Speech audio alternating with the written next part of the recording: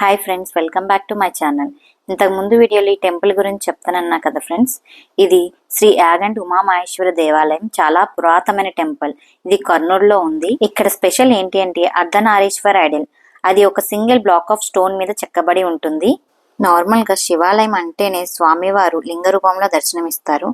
కానీ ఇక్కడ పార్వతీ సమేతంగా స్వామివారు మనకు దర్శనమిస్తారు. అండ్ ఇక్కడ స్పెషల్ ఏంటంటే మనం గర్భగుడిలోకి వెళ్ళి స్వామివారిని అమ్మవారిని మనం స్పర్శ దర్శనం చేసుకోవచ్చు.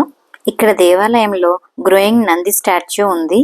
దాన్ని యాగంటి బసవన్న అని పిలుస్తారు. ఈ Nandi statue every 20 yearsకి 1 inch increase అవుతుందంట.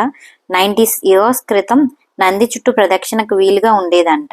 కానీ ఇప్పుడు నందీశ్వరుడు పెరిగి స్తంభాల మధ్య నుండి బయటికి వచ్చేశాడు. కలియుగం అంతమయ్యే నాటికి యాగంటి బసవన్న లేచి రంకె వేస్తుందని శ్రీ శ్రీ పోతులూరి వీర బ్రహ్మేంద్ర స్వామి వారు కాలజ్ఞానంలో వర్ణించారంట. ఇంకా ఇక్కడ పెద్ద పెద్ద గుహలు ఉన్నాయి. ఆ కేవ్స్ లో స్వామివారు లింగ రూపంలో ఉన్న శివలింగం ఉంటుంది. ఇంకా దాని పక్కనే శ్రీ వెంకటేశ్వర స్వామి వారి కేవ్ ఉంటుంది. ఇక్కడ విగ్రహం శ్రీ తిరుమల వెంకటేశ్వర స్వామి వారి ఆలయ నిర్మాణానికి ముందే ప్రతిష్ఠించబడింది అంట.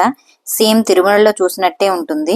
అండ్ శ్రీ అగస్త్య మహర్షి శాపం వల్ల ఈ గ్రామంలో కాకులు ఉండవని అంటారు. అండ్ ఇక్కడ పుష్కరిణిలో వాటర్ చాలా ఫ్రెష్ గా ఉంటాయి. ఎప్పుడూ వాటర్ పారుతూనే ఉంటాయి. ఈ పుష్కరిణిలో మునగడం వల్ల శరీరానికి సంబంధించిన ఎటువంటి చర్మ వ్యాధులు ఉన్నా గానీ మటిమాయం అవుతాయంట. ఎందుకంటే ఈ వాటర్ అన్ని హెర్బల్ ప్లాంట్స్ నుండి పారుతూ ఉంటాయి కాబట్టి. మీరు నంది స్టాచ్యూ దగ్గర ఏదైనా గమనిస్తే కామెంట్ చేయండి ఫ్రెండ్స్, తప్పకుండా. ఇది మా తిరుమల జర్నీలో day 1 journey with self driving. మేము తిరుమలకి చేరుకోవడానికి ఏ ప్లేసెస్ విజిట్ చేసాము, ఎక్కడెక్కడ హాల్ట్ తీసుకున్నాము, ఎన్ని డేస్ పట్టింది, ఎంత ఖర్చు అయింది అని తెలుసుకోవడానికి watch journey to Tirumala series.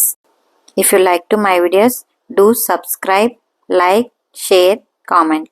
Thank you.